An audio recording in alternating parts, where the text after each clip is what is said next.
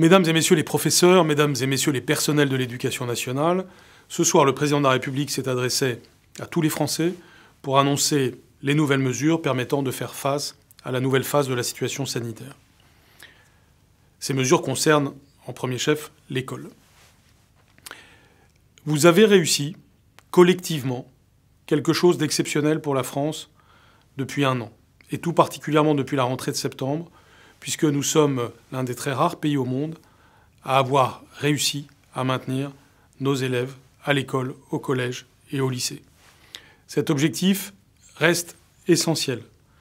Et c'est ce qui nous permet aujourd'hui de faire que les enfants de France ne soient pas dans la situation dans laquelle se trouvent tant d'enfants dans le monde aujourd'hui, puisqu'il est calculé par exemple que 100 millions d'enfants dans le monde ont des retards en lecture en plus par rapport à 2019. La France n'est pas dans cette situation et la France vous le doit. Je veux de nouveau exprimer ma gratitude sur ce point. Les mesures décidées par le président de la République sont évidemment respectueuses de cet élan. Il ne s'agit pas d'interrompre l'année scolaire 2020-2021, mais tout simplement d'avoir des mesures adaptées tout au long du mois d'avril, de façon à faire face à la situation.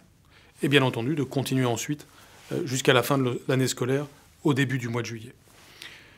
Dans cette situation, vous le savez, les décisions prises sont les suivantes. Nous serons la semaine prochaine en enseignement à distance, puis il y aura 2 semaines de vacances pour tous, uniformément dans toute la France, sur les dates qui correspondaient à ce qu'était initialement la zone A.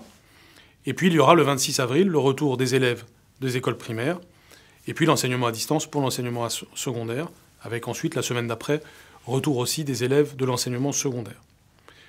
Tout ceci a des conséquences évidentes sur des sujets auxquels nous sommes désormais habitués, puisqu'il y a eu tout ce travail depuis un an d'accompli.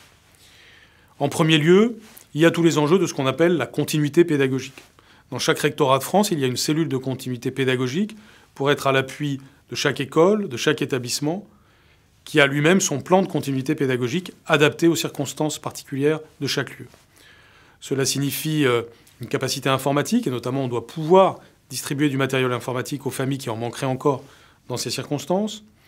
Et en second lieu, un travail pédagogique, notamment grâce aux ressources en ligne qui peuvent exister.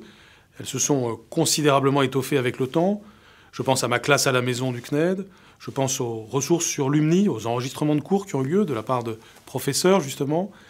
Et puis je pense évidemment à tout ce qu'il y a sur Eduscol. Vous y êtes habitués. Ce sont des ressources pour les professeurs, pour les élèves, qui doivent nous permettre tout simplement d'avoir des contenus pédagogiques très riches dans la situation actuelle. La continuité pédagogique, c'est aussi un élan collectif de la part des équipes pédagogiques qui peuvent se trouver en établissement la semaine prochaine pour réaliser cela. Chaque établissement a vocation à définir, évidemment, la manière la plus adaptée sur le plan local, et chaque rectorat sera en appui pour donner toutes les informations nécessaires. La nouvelle situation, en deuxième lieu, c'est aussi une situation nouvelle pour les vacances. C'est pourquoi nous irons encore plus loin dans le dispositif que nous avons créé l'an dernier, celui des vacances apprenantes, puisque notre ministère de l'Éducation nationale, de la jeunesse et des sports mobilisera toutes les énergies, notamment pour les élèves les plus défavorisés, dans les quartiers les plus défavorisés en particulier, pour des activités de plein air, respectant pleinement les protocoles sanitaires adaptés. Et puis, à partir du 26 avril, les enfants des écoles primaires retourneront à l'école, et puis les enfants de l'enseignement secondaire, les enfants et adolescents, auront un enseignement en ligne pour un retour la semaine suivante physiquement à l'école.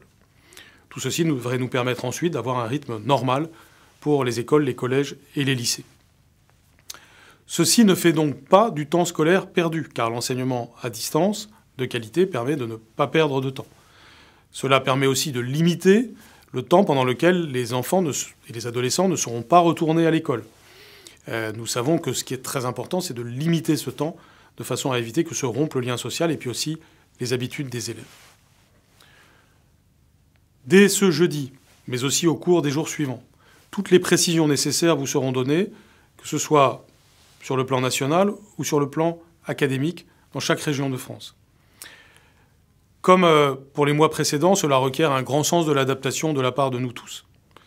Bien sûr, tout n'est pas parfait dans ce type de circonstances. Et le virus nous crée des circonstances adverses que nous devons affronter. Mais ce qui a été admirable jusqu'à présent, et très bien vu par la société française, c'est précisément notre sens collectif, notre sens de l'engagement, notre sens du service public. Le fait d'être un service public de l'éducation nationale a sans aucun doute été et reste un immense atout pour faire face à des circonstances exceptionnelles comme celles que nous vivons. Donc, avec ce qu'a dit le président de la République ce soir, nous maintenons le cap, celui de la priorité à nos enfants, nos adolescents, nos jeunes. Nous maintenons le cap aussi de la continuité pédagogique. Nous maintenons notre capacité d'adaptation. Nous maintenons notre sens collectif, notre sens de l'équipe.